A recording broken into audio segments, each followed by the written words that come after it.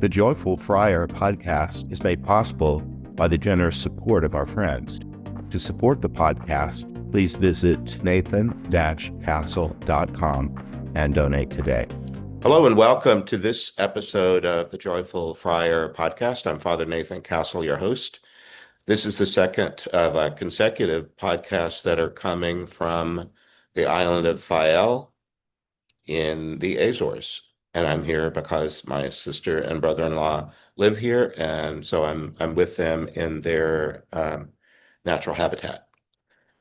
I like that, our natural habitat. Hi, I'm Cathryn Castle Garcia, and out there is the big ocean that my husband and I work in as underwater filmmakers for C2G2 Productions. And we're very happy to have Father Nathan here as our guest. The mornings have been slow roll, walk down the beach, have some coffee, and then plan the events of the day. So it's been a good time so far. Yeah, And getting some work done too. right. And I love my work, and so I've been enjoying just having the leisure to do it at my own pace and do some creative thinking. You do a lot of creative work. Indeed. Want to tell people about your big project, your film thing?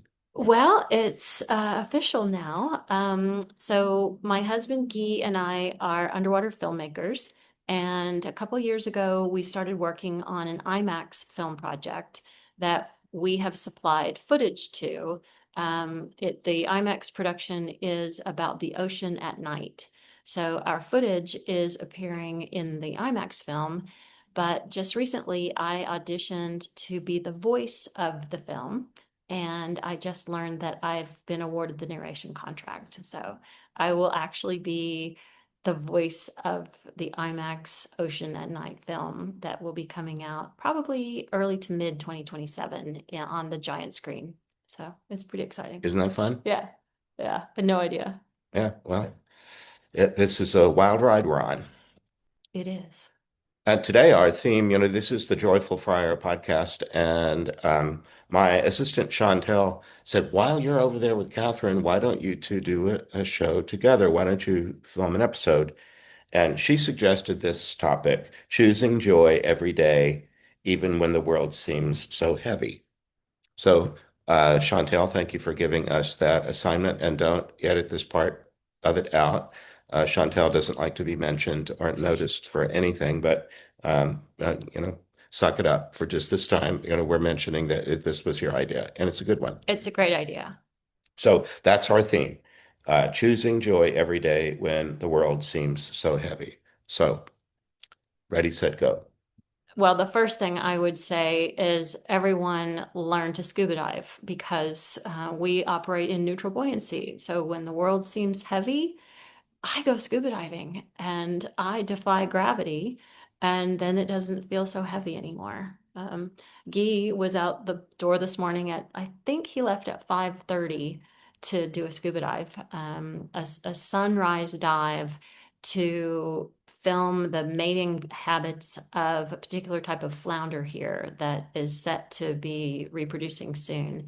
And what he's gotten so far is the courtship series. He's gotten the courtship and seduction part of the mating ritual, but we'll have to get back in a few more times before we get the whole cycle. I watched that. It's very racy. You get to see what these two potential lovers do to flirt with one another. To make more flounder. Yeah, well, that's And so if you can't go scuba diving to find your joy, one of my favorite quotes is by author Isaac Dennison, who said, "The cure for everything is salt water, sweat, tears, or the sea."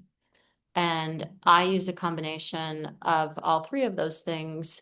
If I'm in a mood, walking it off is a really great way to get out from under heaviness or anything that feels like it wants to settle on me.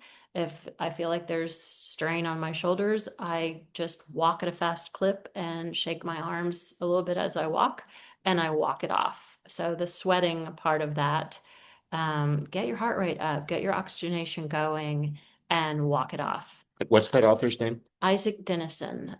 She's most known for Out of Africa, the book that was then made into a major motion picture. But she had a life with many trials and tribulations, and she had to overcome a great deal, including a lot of physical illness, a fire that destroyed her home, and then ultimately bankruptcy. But she wrote beautifully about it. And obviously, the tears part, sweat, tears, or the sea. Um, Sometimes just having a set aside time for small despair. Like I'm going to despair about whatever it is that I'm going through for a set amount of time and a good box of Kleenex. If I need to schedule a cry, because I know you're not a good crier, you hardly ever let actual tears roll down. But if I need to schedule a cry, I'll do the movie Steel Magnolias. No, it's a favorite of mine. That one gets me going. There are a couple of them that, a couple of classic films that'll get the waterworks going. So I'll just go say, I need to have a good cry, and I'll watch a film that produces that emotion. I'll have a good cry, and then usually I'm done with it. And then the sea is the third part of Isaac Denison's equation. Um, that if you don't live like where I live, where the ocean's in our backyard, there you can have a bubble bath with a little bit of Epsom salt, or even just running cold water under, putting your hands under a tap of cold water, or put a washcloth on your face and give yourself a physiological immersion in some way that sort of washes clean any of the psychic grit or the heaviness that you might be feeling. And then you can wipe your face, dry your hands, and go again. So that one quote gives us three different ways to get out from under the heaviness. And that way you give joy a chance to slide into the door. The door may not be open all the way for a huge joyful experience like somebody bursting in with a bouquet, but at least you got some of the dust knocked off yourself, and you're in a place where you have a container for joy. You have the capacity to hold it. Well, and you've mentioned just in a short time two great films that are worth watching that could, Mm, get your mind off other things. Out of Africa, I haven't seen since I saw it in the theaters whenever it, it came out a long time ago. And then I know that Steel Magnolias is kind of the iconic chick flick with five different female leads. yeah. But it also was filmed in Natchitoches, Louisiana, where our cousins were And from. our family played a part in that film as extras. Yeah. So, So we have childhood memories of our cousins and of the town of Natchitoches where that story takes place. So yeah. I've always liked it. And there are lines of it that I think of, even that, you remember when they're at the gravesite, and I think it's the Dolly Parton character that says, laughter through tears is my Tears favorite is my emotion. favorite emotion. Yeah, yeah. Yeah. She's a beautician Um, who also says there's no such thing as natural beauty. there you go. And then Olympia Dukakis's, Oh, yeah, that's a great one. and it pertains to the political times that we're in. An ounce of pretentiousness is worth a pound of Oh, manure. I thought you were going for a different one. It's that, The aubergine. oh, the aubergine is good too, but she says, if you can't say anything nice about somebody, Come come sit sit by by me. me. That's that's not very No, joyful. it's not very joyful. It's kind of nasty, but it's funny too. And Right. most everybody would like Yeah. once in a while to be the one that is sat next to while you have something ugly to say. And if there's a thing that provokes laughter, even if it's a little on the snarky side, I just showed you a political cartoon and I made you laugh. Yes, you did. It's not something very kind, but it was funny and it's creative and clever. So sometimes a little walk on the wild side with things that make you laugh are a good start towards edging into joy when times are heavy. Well, I'm going to go like Dominican. One of the things that my training is, it's pretty heady, is that when you start talking about a thing, you define your terms. I like that. Because people might well in one of the crossings that I did, there was one guy, I think it was Simon, who was autistic. He really much preferred numbers to letters and words Mm, because he said, just look at a dictionary. There's one word and it has 10 definitions. right. But you go to a math book, uh, three is always one more than two and one less than four. Yes. And that that numbers are just clearer way to say a thing. But when we use words, we have to be careful to understand, make sure that the person we're speaking with has the same understanding of the word that we do. Indeed. And then when you're doing something like a podcast, how in the world can you do that? Because I can't jump through this screen and make sure you understand the word that I'm saying the way I understand it. But Mm, we can at least say what we mean. right. So I'm going to ask this of you first and then answer it myself. Okay. But what's the difference between happiness and joy? Ooh, I think of happy as a little, well, for me, happiness is a more of a spark, where joy is sort of a flow. Happy is like, oh, that makes me happy. Oh, that makes me happy. But joyful is like a flowing current where I am in a good headspace, in a good place in my body and mind and soul. And I can everything around me is has a feeling of ease. Whereas happy is more like the balloon bouquet or something that makes me laugh. That's a happiness to All me. right. Well, happy is what we wish people on their birthday. Yes. And that might involve, balloons or Right. flowers or blowing out a candle. Anyway, I looked it up and I came across something I hadn't thought of before, that joy is a feeling of pleasure or delight. Um, and I knew that it involved depth, but then I didn't know that the word happy in many languages is related to the idea of fortune and luck. Ah, okay. Isn't that interesting? Hmm. That when we wish people a happy birthday, we might be wishing them a lucky Buen new fortuna. year. Yeah, Yeah. a fortunate year, and that's a nice thing. Yeah. But um, that that joy is more internal and happiness is more external, Ooh, you know, I like that. right? Yeah. That we can be happy when the sun shines in Hmm. the morning, Yeah. or when the Astros go on a win That's right. streak and are in first place. I can't do that right on there we go. How's that? That Well, works. that makes me happy. Does it give me joy? Well, if they win the World Series, we'll talk about Yeah. joy. But Yeah. for right now, I'm happy because there's an external thing, which is the outcome of baseball games played in the United States while I'm in the Azores, Right. that come on in the middle of the night. I have to, if I want to know what's going on in the game, I have to wake up You at have two or to wake three up at to, 1 or 2. yeah, and I have done that because I kind of wake up a little bit in the night anyway.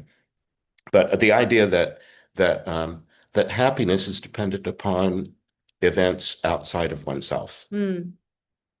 I don't want my state of interior ease and goodness and peace being dependent upon what's in the news Yes. or pleasant circumstances. I've lived in lots of different places with lots of different combinations of people, and sometimes in Dominican religious community, sometimes the cluster of people that are living together in common, everybody is happy and everybody's on the same page, and what a wonderful world it is. I think I was learning in my early 20s, about the time that I entered religious life. Maybe I was learning it earlier than that, that it was really up to me to be at peace inside, and that there's all kind of reasons to gripe and whine and complain, and many of them are valid about Yeah. bad things happening around you that can cause you to be unhappy. And I had some counseling early on that just the essence of it was who's in charge of your emotions? Who's in charge of your feelings? Well, Yes. is it, I can't be happy because you keep making me unhappy. Well, uh, well, there's always something I can do, if even if it's just to change my attitude, Right. or Yeah. or do what you do. If there's some irritating person in your life making you unhappy, go for a walk. Yeah. Shake it off. Come back happy or something. Anyway, the idea that joy is really an internal thing, that it springs from deep within oneself. And you can be both joyful and happy at the same time. Be I can be having a peaceful, joyful sense of the day, and you brought me ice cream, or in Yes. your case, gelato, which is Right. happiness and joy. Yeah. Um, I remember one of my things that I contribute to through this podcast and other ways is the idea of waiting in joyful hope for future good. There's in the Catholic Mass, I'm a priest, and when, for those of you that are not Roman Catholic, if you ever go to a Mass, you might find that we say the Lord's Prayer and we get to deliver us from evil, and then we all stop while you go on and say, for the kingdom, the power, the glory. Well, in the Catholic Mass, there's this little prayer that's called the embolism. Did you know that? I don't know the word, the embolism, but tell me. Deliver us, Lord, from every evil. Yes. And Grant grant us us peace peace in in our our day. day. In your mercy, Mercy, keep keep us us free free from from sin. sin. To protect Protect us us from from all all anxiety anxiety. as we wait in joyful hope for the coming of our Savior, Jesus Christ. That's actually a form that was used in the liturgy until 2012, and then the word crafted changed a little bit. But I remember by memory that version of it. Whatever the word craft is a little different now, but that's the one that's in my heart. Um, that we can wait in joyful hope if we're not um, easily made happy just this minute. Right. Um, That reminds me of, I told you this story recently about the yoga practitioner who, when I was learning a new form of yoga that involved holding poses that might not be easy or comfortable, I still remember her voice saying, "Now remember, this isn't forever. It's only for now. It's just for now. Breathe this breath and let it out, and then breathe again." And then we would move to a different pose. And remembering that whatever the heaviness or the darkness or the despair is, it's not forever. It's only for now, and we can breathe through this now to the next one. And maybe in a succession of a few breaths, whatever the dark thought is, or the despair is, or even the channel that you have to change is, you can breathe through that. You can say, it's not forever, it's only now. This too shall pass. All will be well. And I find that a great comfort in that, saying, okay, it's this right now isn't great, but it's not forever. It's only now. yes, and I was even going to prompt you toward that phrase, this too shall pass, Mhm. because it will, It whatever it will. is, it will. And And the fact that something might give you reason to say, of course I'm unhappy because look, this. mhm. Well, okay, but this doesn't have to be forever this. It can be temporary this, just Yes, this moment. yes. Uh, And we still live in a world that has beautiful fish and butterflies and all sorts of good things. We can, if I find when I'm despairing over something, I try to do like the other classic film, which one is that? Sound of Music, What do you do? my favorite thing. Would you mean, do you do that? Did I you know do. I do that? I do. I know you do that. And Okay. we both Maybe have we've that talked about habit, that before. of thinking of all the things that I love, all the people that I love. Um, and sometimes I also add up all the things I've survived. And that didn't get me, and that didn't get me, and that didn't get me, and that didn't get me. This thing didn't kill me. Well, chances are, whatever the thing is that I'm dealing with right now, every other bad thing that's ever happened to me, I survived. Yes, So my batting average is what percentage then? I think that would be a A thousand. thousand, batting a thousand. So I feel like if everything that's ever happened, I've survived it, then that gives me reason to think that this too shall pass. I'm going to be able to get through to the next thing. You can't live in the world that I do with all these people coming in the night and showing me their violent deaths, some of which are just so, some of Yeah, them are so appalling, I don't talk about them in public. right. We do kind of curate and, Yeah. but what that doesn't matter. Well, Jesus's death was as bad as appalling as it could be. And Good Friday turns into Easter morning very soon. This too shall pass. And I'm wondering if you have any kind of first thing in the morning practice. Do you wake up cheerful? Um, do you make your husband sick because, oh my God, it's so bright in here, I can't stand it. Well, we have a ocean view. We have a sunrise view. So the first thing, like even before dawn, we awaken to the birds about 20 minutes or 30 minutes before sunrise. The birds start, and Okay. birds are waiting in joyful hope because they don't see the sun yet, but they know it's about to come. So they start the song, and that wakes us to the burst of sun that's about to happen. You see the light changing. So that happens before I'm even out of bed in the morning. And then I just mindfully do a gratitude practice on, oh, look, I'm alive. I survived. I made it through the dark of night and it's a dawn. So That I, sitting up in bed before your yeah, feet have hit the floor. before my feet hit the floor, first thing I say in the morning is thank you. And we trade I love yous as a matter of fact. Good morning, I love you before we get out of bed. Mhm. And then there's coffee. So Yeah. everything's right with the world if we can have coffee. So, and after that, it's out the door to greet the day. And I have a routine of my dogs that I say hello to and the cows that I say hello to. So that is my purposeful, joyful practice. Um, so, I've long had the practice of starting with prayer as soon as I know that I'm alert. And I thank Michael the Archangel mm, for standing guard over me. And I ask for his protection. Catholic people might know the St. Michael prayer. mhm. Um, and and then I look around at my circumstances, whatever they are. And of course, I'm in an unfamiliar place because I'm traveling. But I thank the curtains for, Right? I thank the wall. I look around and I think right here and right now, this is my place. Yes. Um, uh, I want to segue a little bit into all these people that we deal with in the night, that all these night visitors. Recently, there was Mika, the Yugoslav prisoner. He had the misfortune of living in Europe through World Wars One and Two, and the depression Mm, that went in between them, wow. and dying in a dungeon in Yugoslavia because he was trying to feed people that the oppressors didn't care Mm, about. okay.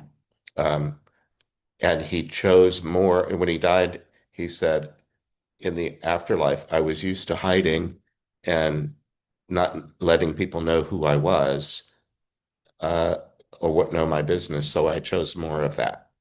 And Mm, then eventually his team said, yes, but you longed for the light. You wanted to be free. And now you are, except you the light will shine into your room, but you have to open the curtains. mm, That's the way they put it to him. yes. It's up to you to let the light in, and there's no reason that you can't. So he took that in and said, okay, well then I will live in the light.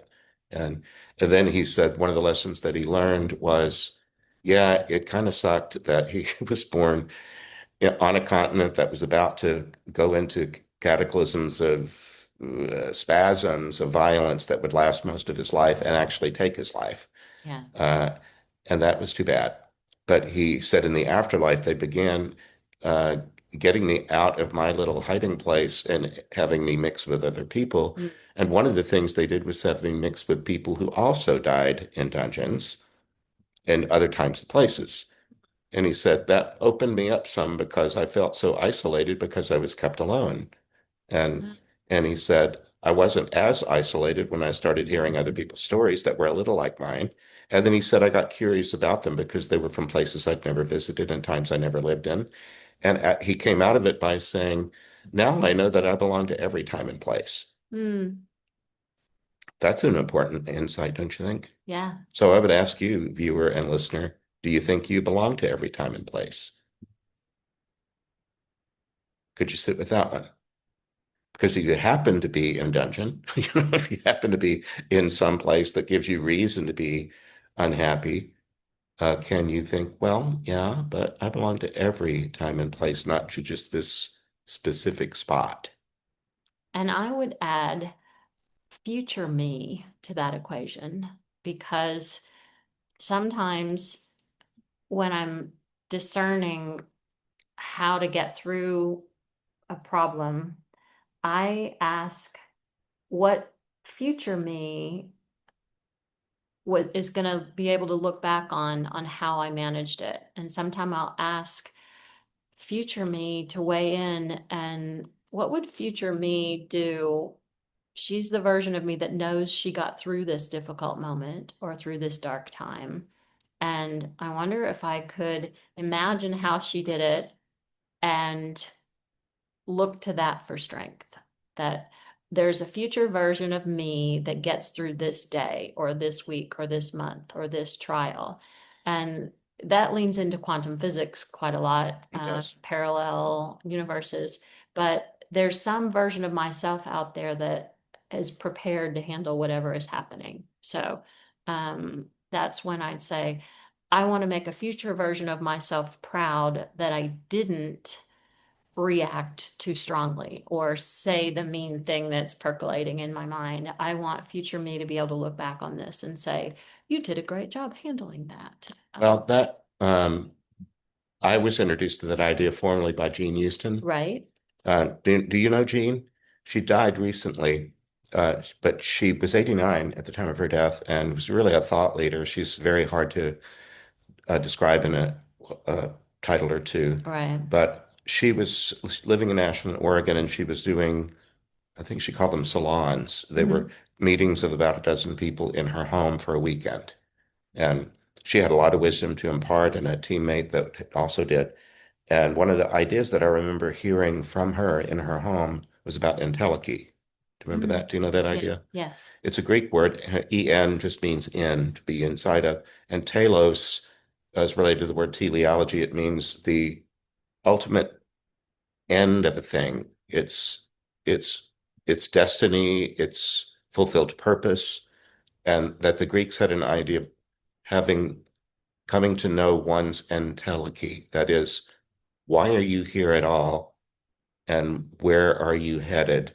If you get out of your own way and just be what you are destined to be, Mhm. what will you become? And St. Paul gave the example. He lived in Greece a lot. He gave the example of the acorn having the entelechy of an oak, Yes. and acorns don't look anything like oaks.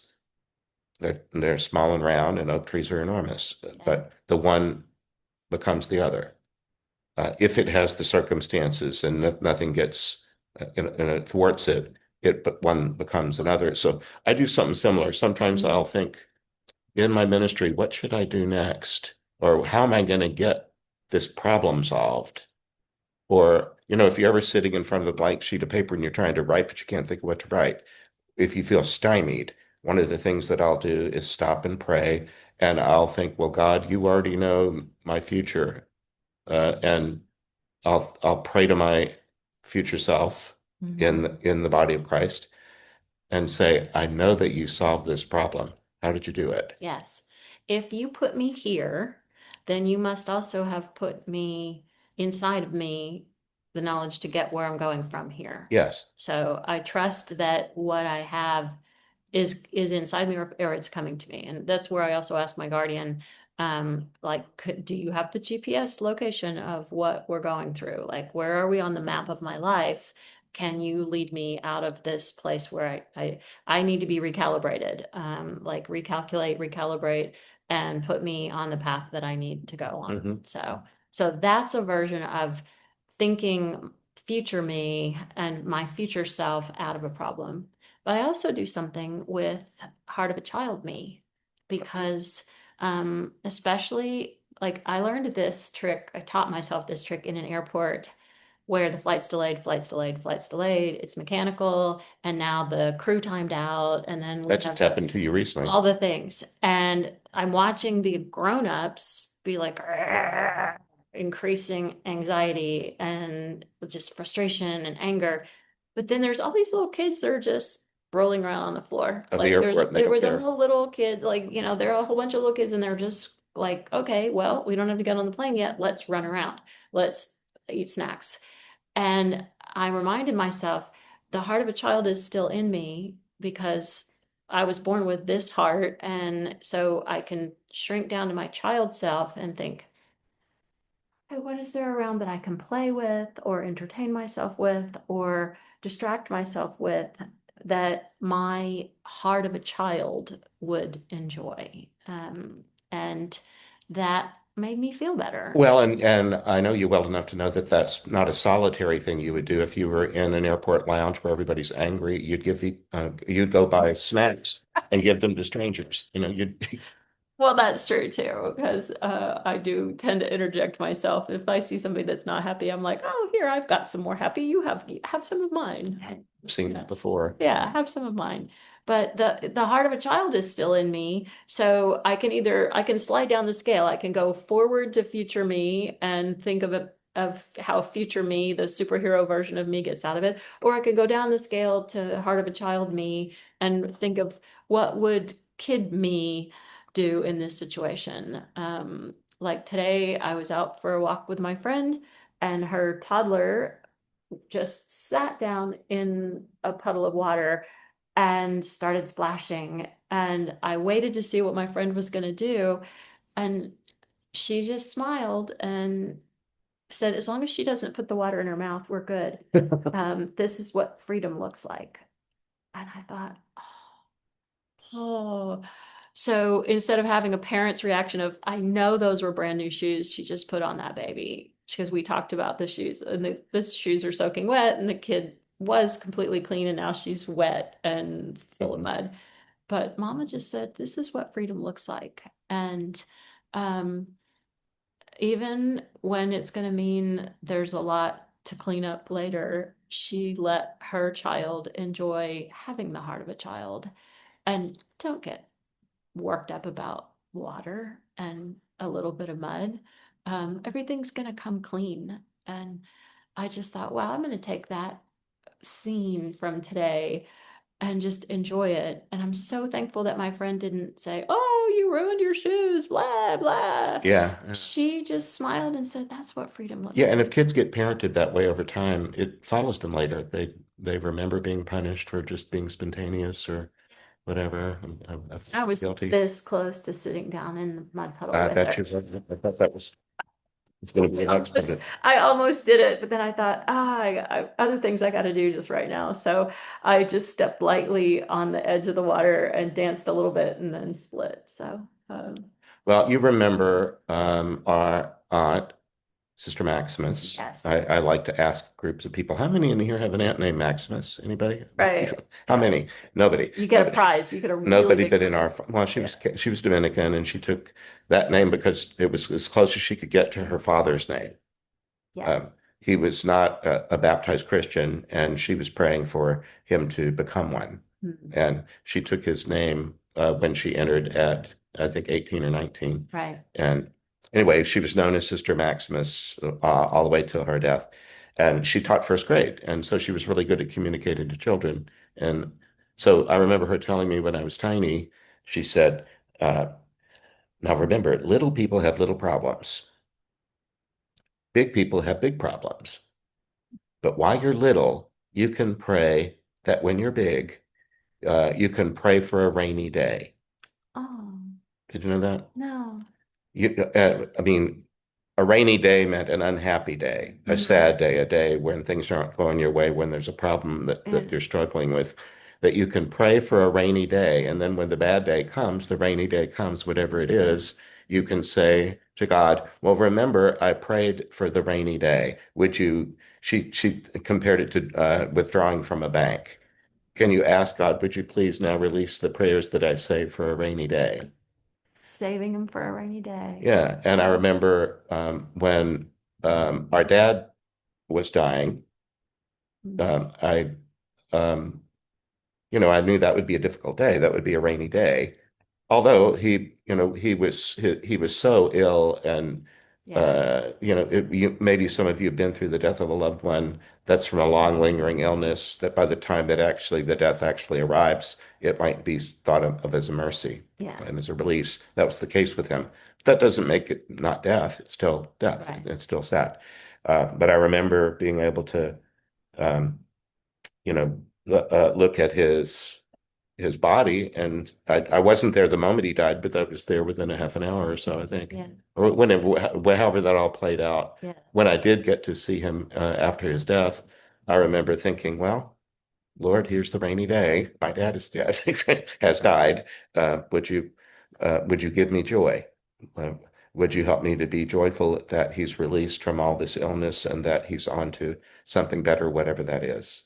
And I wasn't. And then I also had the role of being a priest. Yeah. that now needed to get busy planning a funeral mass and, you know, being not just another family member, but also being kind of the master of ceremonies or organizer of events, especially the churchy ones. And so I was able to remember Maximus was still alive at that time. Yes. Only she barely It, she was getting ill even then. But anyway, that idea of praying for a rainy day worked really well for me, and I still do it. That I'll just kind of bank a prayer and say, "Remember, Lord, there if there's a day in the future, there probably will be that taxes me to my limit. yeah. Um, please remember that I did try to think this through ahead of time. Right. Please be true to your word and give me what I need when I need it." Yeah. That's like putting more grace in your spiritual bank account. Something like that. Yeah. I like that. You know, our dad bought a life insurance policy when he was 19. Do you Yeah. remember finding that in the safe deposit box? Yes. Yeah. He didn't even meet our mom until 5 years later, and they didn't have a child until 4 more years after that. But he had, by that time, almost a decade of accrued life insurance, however that works. And he was already planning for a rainy day. Right. And anyway, that's a practice that however you shape it, can you somehow both can you Thomas Aquinas talked about borrowing from the future to meet the present need.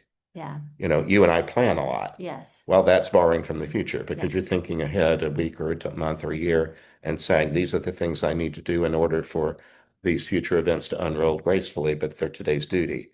Well, I used to actually have a physical manifestation of something like that that I called my joy jar. And I took, we both have really good penmanship, but I took little strips of paper and I would write on it things that make me feel joyful. And then I would cut them like fortune cookie size. Hmm. And I folded them up and put them in the joy jar. And that was a practice I had when I was in a very difficult time and I didn't trust myself to be able to quickly conjure up a joyful thought. Mhm. So I created the joy jar they were like little seeds of joy that if I'm in the dark place and I don't even remember how to get my way out of it, I reach into the joy jar and I'm thinking, oh, Pustifix bubbles. I remember like that's a thing I can do to feel joy, Mhm. or a particular candy, or a memory of something that was said to me by someone who was very kind and encouraging. So I kept this little odd jar of scraps of joy seeds or joy sparks, and it was very helpful sitting down and trying to write them. And then when you have a big long list, you're like, wow, there are a lot of things in my life that bring me joy. And then cutting them up into strips and putting them in the joy jar for just in case it gets so bad that I can't easily recall how to get to my joy. I keep an extra set of it. I keep an extra jar of joy on the shelf, literally waiting to be opened and explored. And you're talking about something analog, something that's Mhm. not a digital file somewhere. It's not a website. It's Yeah. not in an old email or a text or anything. So it's intentional and it's singular focus. It's not like I'm going to go online to look for a quote and then get distracted by an ad or a YouTube video. It's a thing that I wrote to me and it's present me to future me now. Mhm. And I can just extract that little piece of paper and say, oh, yeah, this thing does bring me joy. And Anybody could do that with, you know, anything that's on paper, like any cards that you got for your Mhm. birthday or Valentine or Christmas or any time that somebody ever said something nice about you, that they loved you. Why not say that? I used to lead a lot of college retreats. And even though you're only together for a weekend, you do a lot of intensive work and you Mhm. do it in small groups. And so there's a lot of sharing and bonding. And very often we would have what we call affirmation Mm. bags. When you first got there on Friday evening, you were given a paper bag, like a lunch size one, and markers and glitter and stuff, and you had to put your name on it and then stuff about you somehow. Okay. And then there would be a pile of little scrap paper and pens. And when at any odd moments you were reminded, would you go and write some affirmations? Right. To and other to people. other people. Yeah, and so your bag would be full by the end of the Mhm. weekend, and then you take that down and put it in your suitcase, and when you go home, you've got nice things You that have, people yeah, said. you've got a to-go bag of affirmations. I like that. And then when I left different places, when I'd be transferred and there'd be a Mhm. going away party, there was usually something similar to that where Mhm. people were encouraged in some way to write stuff down. Yeah. And so I used to keep that stuff in my nightstand because my sadder times are usually before sleep. Mhm. You're exhausted, you're tired from the events of the day, Right. and maybe you're bringing to bed some frustration at something somebody did or said or whatever. And I would have those things in the nightstand that I could just pull out and they just raise the tone. I was reminded, this too shall pass. Yeah. I'm, whatever these people said about me was true then, Yeah. and it might be true now. And maybe then I can just turn off the light and go to sleep. Yeah. Uh, I like that. we're getting near the end. What do you have to say that you haven't said yet? Um, let's see. We were choosing joy every Today, day when the when the world world seems so heavy. seems so heavy. Um, you know, another one of my favorite authors, Virginia Woolf, um, she battled with depression and probably some diagnosed and undiagnosed mental illness. And her writing was so rich and so great. And the idea that the way that she chose her death, she ended her life, was to put rocks in her pockets and walk into the water. She didn't swim and she had on a heavy dress and she loaded her pockets with stones and walked into the river. Um, Do you wish we had we stopped a few we minutes ago now? I just want to say, no, I mean, for real, All right, go ahead. there's no need for us to be picking up rocks and putting them in our pockets. And the thing we can do is leave the stones on their own. We don't need to be gathering stones and putting them in our pockets and making this heavy weight on ourselves. If you're one of those people who is right now saying, yeah, but, yeah, but, yeah, but we got this going on, the world is on fire and the politics isn't what I want, and there's famine and disease and pestilence, there's been all of that to some degree or another throughout time, and the rocks can stay on the ground. And You what's don't have to probably pick in them your up. pocket? Yes. Buzzing you to tell you there was a shooting here and an earthquake there and a fire over there and some outrage politically. If you're accidentally carrying rocks in your pockets, empty your pockets. Let gravity do gravity's work. It's not your job to carry all the stones are on your shoulders. So, if you are someone who is thinking all the things all the time, maybe start like metaphorically throwing the rocks back to the ground and let them be the rocks because you don't have to pick them up. Or turn off notifications Turn off the to sites that are notifications. sending you sad stuff.